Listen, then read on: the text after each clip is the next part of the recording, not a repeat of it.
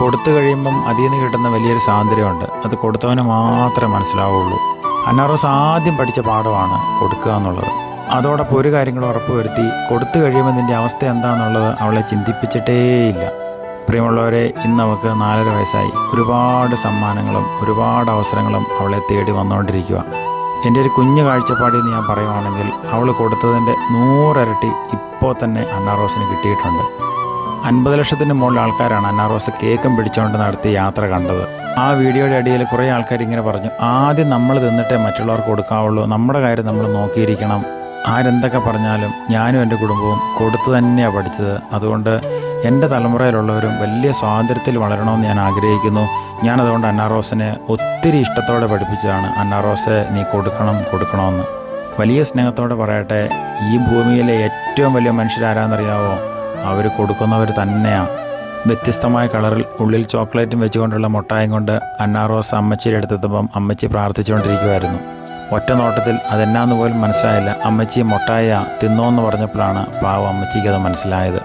ഫോണിൽ ഇതെല്ലാം പിടിച്ചുകൊണ്ട് നടന്ന എനിക്ക് ഓരോ നടപ്പിനും കിട്ടി 2 എണ്ണം വെച്ച്. ഈ കൊടുക്കലെല്ലാം കഴിഞ്ഞ് അന്നാറോസ് ഇരുന്ന് കഴിക്കുമ്പോൾ ഉണ്ടല്ലോ, സത്യം പറഞ്ഞാൽ അവളുടെ മുഖത്തെ പ്രകാശം ഒന്ന് കാണേണ്ടത് തന്നെയാണ്. ഗൾഫിൽ നിന്ന് ഒരു ഗിഫ്റ്റ് ബോക്സാണ് അന്നാറോസിന് വന്നത്. അവൾക്ക് സ്കൂളിൽ പോകേണ്ട കുറേ സാധനങ്ങളുണ്ട് അതിൻ്റെ അകത്ത്. കളർഫുള്ളായ മിഠായി എല്ലാം കഴിഞ്ഞപ്പോഴാണ് കിൻഡർ ജോയ് ആ കണ്ണിപ്പെടുന്നത്.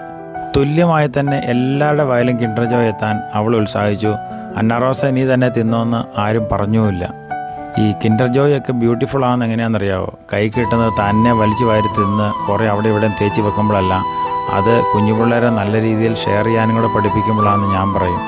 പഠിപ്പിക്കണമെന്നേ, പങ്കുവയ്ക്കാൻ പഠിപ്പിക്കണം. അത് സമ്പത്തോ നമ്മുടെ കയ്യിലുള്ള ഭക്ഷണ സാധനങ്ങൾ മാത്രമൊന്നുമല്ല, നമ്മുടെ അറിവായിട്ട്, ആരോഗ്യമായിട്ട്, അല്ലെങ്കിൽ നമ്മുടെ സമ്പത്തായിട്ട്, നമ്മുടെ റിസോഴ്സൊക്കെ ആയിട്ട് നമ്മളത് പങ്കുവയ്ക്കാൻ ചെറുപ്പത്തിലേ പഠിപ്പിക്കണം.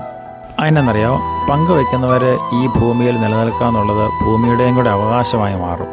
ഉറപ്പിച്ച് പറയാം, വലിയ ലോകത്തിൽ ഇടുങ്ങിയ ചിന്താഗതിയും കൊണ്ട് മനുഷ്യന്മാരിങ്ങനെ കഴിഞ്ഞു കൂടിക്കൊണ്ടിരിക്കുമ്പോൾ ഉണ്ടല്ലോ, നിസ്വാർത്ഥരായ മനുഷ്യർ എവിടെയെങ്കിലും ഉണ്ടെങ്കിൽ അവർ ശ്രദ്ധിക്കപ്പെടും, ഉറപ്പാണ്. കാരണം അങ്ങനെയുള്ളവരിലൂടെ ഈ ലോകം മുന്നോട്ട് പോവുള്ളൂ. ഒരുപാട് സമയം പല കാര്യങ്ങൾക്ക് വേണ്ടി കൊടുത്തിട്ടുണ്ട്, കിട്ടിയിട്ടുണ്ടെല്ലാം തിരിച്ച്. സന്തോഷം. ദൈവം അനുഗ്രഹിക്കട്ടെ.